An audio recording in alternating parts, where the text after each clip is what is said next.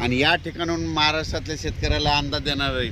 सर्वप्रथम सांगायचं झालं तर राज्यामध्ये आज 29 तारखेला सर्वात प्रथम सांगतो, म्हणजे ज्या भागात पाऊस नाही त्या जिल्ह्यासाठी सांगतो की म्हणजे नगर जिल्हा, धाराशिव जिल्हा, बीड जिल्हा, लातूर जिल्हा, परभणी जिल्ह्याचा काही भाग, या सर्व शेतकऱ्यामध्ये बऱ्याच म्हणजे 10-12 दिवसापासून काही भागात पाऊस पडलेला नाही, म्हणून त्यांच्यासाठी आनंदाची बातमी। आज तुमच्या इकडे म्हणजे नगर जिल्ह्यात बऱ्याच ठिकाणी आज पावसाला सुरुवात झालेली दिसतं। 29 तारखेला 29 जूनला आज थोडा दिसतं, 30ला आणखीन वाढणार आहे। मात्र 1, 2, 3ला मग संपूर्ण भागामध्ये तुमच्या नगर जिल्हा, धाराशिव जिल्हा, बीड जिल्हा, लातूर जिल्हा या भागात पाऊस पडलेला दिसत, म्हणून ह्याची आज जिल्ह्यातल्या या शेतकऱ्यांनी अंदाज दिला। त्याच्यानंतर आपण आता पूर्व विदर्भाकडे पूर्व विदर्भातल्या शेतकऱ्याला सांगू इच्छितो की पूर्व विदर्भामध्ये नागपूर, वर्धा, भंडारा, गोंदिया, चंद्रपूर, यवतमाळ, अकोला, वाशिम, हिंगोली, बुलढाणा, जळगाव या जिल्ह्यातल्या सर्व शेतकऱ्याला सांगू इच्छितो की तुमच्या इकडे 29 जूनला म्हणजे आज तिकडे पाऊस पडणार आहे, पण 1 तारखेपासून 1 जून 2, 3 1, 2, 3 जुलैला मात्र तुमच्या इकडे मुसळधार पाऊस पडणार आहे। विदर्भ, पूर्व विदर्भ 6 जिल्हे आणि पश्चिम विदर्भ 5, 11 जिल्ह्यामध्ये मुसळधार पाऊस पडणार आहे। कुठं अतिवृष्टी होणार आहे, कुठं भाग बदलत पाऊस पडणार आहे, कुठं रिमझिम पडणार आहे। मग सांगायचं झालं तर यवतमाळ जिल्ह्यामध्ये खूप जोरात पाऊस पडणार आहे, चंद्रपूरकडे देखील खूप पडणार आहे, नागपूरकडे देखील खूप पडणार आहे, अमरावतीकडे जोरात पडणार आहे, अकोल्याकडे जोरात पडणार आहे, वाशिम जिल्हा जोरात राहणार आहे, हिंगोलीकडे राहणार आहे, त्याच्यानंतर अकोला, बुलढाणा जास्त राहणार आहे, जळगाव जामोद घाटाच्या खाली जास्त राहणार आहे, जळगावला जास्त राहणार आहे। तिकडे पाऊस पडत असल्यामुळे त्याच्यामुळे जालन्याला देखील पाऊस पडणार आहे, संभाजीनगरला देखील पडणार आहे। म्हणजे सांगायचं झालं तर पूर्व आणि पश्चिम विदर्भ 11 जिल्ह्यामध्ये चांगला पाऊस पडणार आहे, म्हणून हे विदर्भ पश्चिम विदर्भातल्या शेतकऱ्यांनी हा अंदाज लक्षात घ्या। त्याच्यानंतर आपण पश्चिम महाराष्ट्राकडे वळू।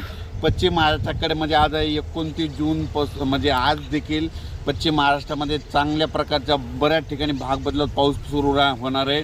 सांगलीकडं, साताऱ्याकडं, त्याच्यानंतर पंढरपूरकडला देखील, नगर जिल्ह्यात देखील बऱ्याच ठिकाणी पाऊस सुरू होणार आहे, म्हणून हे पश्चिम महाराष्ट्रातल्या शेतकऱ्यांनी अंदाज लक्षात घ्यायचा। सोलापूरकडे देखील बऱ्याच ठिकाणी पाऊस पडणार आहे, सोलापूरच्या शेतकऱ्यांना खूप पूर्ण येत आहेत, धाराशिवच्या देखील येत आहेत की पाऊस नाही, म्हणून त्यांच्या देखील आज सुरुवात होणार आहे, म्हणून त्यांच्यासाठी आनंदाची बातमी। त्याच्यानंतर कोकणपट्टी आणि घाटमाथ्यावरल्या भागातल्या सर्व जनतेला आणि शेतकऱ्याला सांगू इच्छितो की कोकणपट्टी घाटमाथ्यावरला पाऊस मात्र कायम चालूच राहणार आहे, ते काय बंद होणार नाही, म्हणून हे त्यांनी लक्षात घेतलं। त्याच्यानंतर आता उत्तर महाराष्ट्राकडे वळू। उत्तर महाराष्ट्राकडे सांगायचं झालं तर नाशिक जिल्ह्याकडे जोरदार पाऊस सुरू राहणार आहे, त्यांचा पाऊस काही बंद होणार नाही, म्हणून हा अंदाज त्यांनी लक्षात घेतला। धुळे, नंदुरबार, जळगाव या चाळीसगाव, पारोळा या ठिकाणी देखील ह्यामध्ये 29 आजपासून 29 जूनपासून तर 3 जुलैपर्यंत जोराचा पाऊस राहणार आहे, म्हणून हे अंदाज लक्षात येतात। हे झालं आता संपूर्ण जिल्ह्याचं सांगितलं। त्याच्यानंतर आपल्या बाजूला मध्य प्रदेश आहे, त्याच्यानंतर गुजरात आणि राजस्थान आहे, म्हणजे यामध्ये 29पासून तर 3 जुलैपर्यंत गुजरात, मध्य प्रदेश आणि राजस्थानकडे पाऊस पडत असल्यामुळं त्याचा असर आपल्या महाराष्ट्रावर उभी होणार आहे, म्हणून हे त्यांनी लक्षात घेतलं। पण राज्यात याच्यानंतर तुम्हाला सांगू इच्छितो की 5 जुलै, 6 जुलै आणि 7 जुलै दरम्यान परत राज्यामध्ये पाऊस भाग बदलत येणार आहे, म्हणूनही हे लक्षात घ्यायचं। त्याच्यानंतर 10 जुलै ते 15मध्ये देखील राज्यात पाऊस असणार आहे। म्हणजे सांगायचं झालं तर राज्यात असा एकदम 1 महिन्याचा, 15 दिवसाचा, 20 दिवसाचा खंड पडणार नाही, पाऊस येतच राहणार। आज ह्या भागात राहिला तो दुसऱ्या भागात राहील, पण राज्यात पाऊस कंटिन्यू चालूच राहणार आहे। खंड कसा असतो तुम्हाला सांगतो, आतापर्यंत मागचे जे खंड होते 20-20 दिवस महाराष्ट्रात कुठंच पाऊस पाहायला भेटत नव्हता, त्याला खंड मानतात। पण 1-2 दिवस पाऊस उघडत नाही त्याला लोक खंड मानतात, म्हणून हे चुकीचं आहे। म्हणून तुम्हाला सांगतो महाराष्ट्रात पाऊस पडतच राहणार आहे, फक्त वेगवेगळ्या भागात पडत राहणार आहे, हे सगळ्यांनी अंदाज लक्षात घ्यायचा।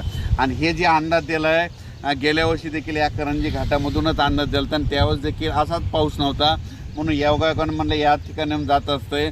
बीडून बघितल्याच्यानंतर म्हणलो की आता बीडवाल्याला आनंदाची बातमी, नगरवाल्याला आनंदाची बातमी, धाराशिवला आनंदाची बातमी, लातूर जिल्ह्याला आनंदाची बातमी, म्हणून या ठिकाणी अंदाज दिलेला आहे।